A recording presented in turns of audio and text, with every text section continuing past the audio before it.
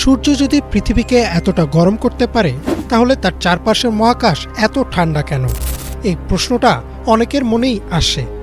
সূর্যের তাপেই পৃথিবীতে জীবন, সমুদ্রের পানি উষ্ণ, গাছপালা বেঁচে থাকে।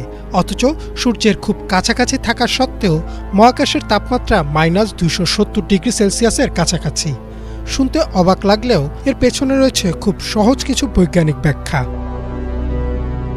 প্রথমে বুঝতে হবে সূর্য কিভাবে তাপ দেয়। সূর্য আগুনের মতো বাতাস গরম করে না। সূর্য থেকে যে তাপ আসে তা মূলত আলো ও বিকিরণের মাধ্যমে। এই আলো যখন কোনো বস্তুতে পড়ে তখন সে বস্তু গরম হয়। পৃথিবীর ক্ষেত্রে সূর্যের আলো এসে পড়ে মাটি, পানি, গাছপালা ও ভবনের ওপর। এগুলো আলো শোষণ করে এবং ধীরে ধীরে গরম হয়ে ওঠে। এরপর এই গরম পৃথিবী আবার তার চারপাশের বাতাসকে উষ্ণ করে। আইএফএল সায়েন্সে প্রকাশিত একটি প্রতিবেদন মতে সূর্য মূলত সরাসরি বাতাসকে গরম করে না, বরং যেসব বস্তু আলো শোষণ করতে পারে সেগুলোকে গরম করে। মহাকাশের সাথে পৃথিবীর বড় পার্থক্যটা এখানেই। মহাকাশে কোনো বাতাস নেই, পৃথিবীর মতো নেই পানি বা মাটি, অর্থাৎ তাপ ধরে রাখার মতো কিছুই নেই। আলো এসে পড়লেও তার শোষণ করার মতো বস্তু খুব কম। ফলে সূর্যের আলো মহাকাশ দিয়ে ছুটে গেলেও সেখানে তাপ জমে থাকার সুযোগ হয় না। ব্রাইট সাইডে প্রকাশিত একটি বিশ্লেষণে বলা হয়েছে, মহাকাশ মূলত একটি বিশাল শূন্যতা, যেখানে তাপ আটকে রাখার মতো কোনো মাধ্যম নেই। পৃথিবীর আরেকটি বড় সুবিধা হলো তার বায়ুমণ্ডল।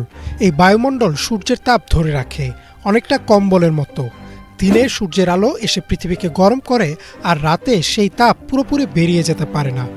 ইন্টারেস্টিং ইঞ্জিনিয়ারিংয়ের এক প্রতিবেদনে উল্লেখ করা হয়েছে, বায়ুমণ্ডল না থাকলে পৃথিবীর তাপমাত্রাও অনেকটাই চাঁদের মতো হয়ে যেত। দিনে খুব গরম আর রাতে ভয়ানক ঠান্ডা। তাহলে কি সূর্যের কাছাকাছি গেলেই সব জায়গা গরম হবে? আসলে তা নয়। মহাকাশে যদি কেউ সরাসরি সূর্যের আলোয় থাকে তাহলে তার শরীরের যে অংশে আলো পড়বে তা খুব গরম লাগতে পারে, কিন্তু যেই অংশে আলো পড়বে না সেই অংশ দ্রুত ঠান্ডা হয়ে যাবে, কারণ তাপ ছড়িয়ে দেওয়ার মতো বাতাস সেখানে নেই।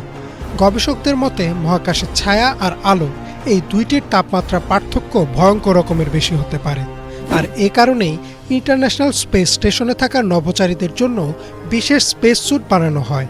সেই স্যুট শরীরের তাপ ধরে রাখে এবং অতিরিক্ত গরম বা ঠান্ডা হতে দেয় না, না হলে একই সঙ্গে জমে যাওয়া ও পুড়ে যাওয়ার ঝুঁকি থাকত।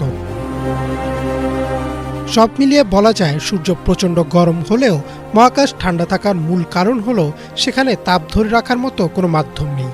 পৃথিবী সৌভাগ্যবান, কারণ এর আছে বায়ুমণ্ডল, পানি আর নানান বস্তু যা সূর্যের আলো থেকে পাওয়া তাপ ধরে রেখে জীবনকে সম্ভব করে তুলেছে। সূর্য আর মহাকাশের এই বৈপরীত্য আসলে আমাদের পৃথিবীর গুরুত্ব আরও স্পষ্ট করে তোলে।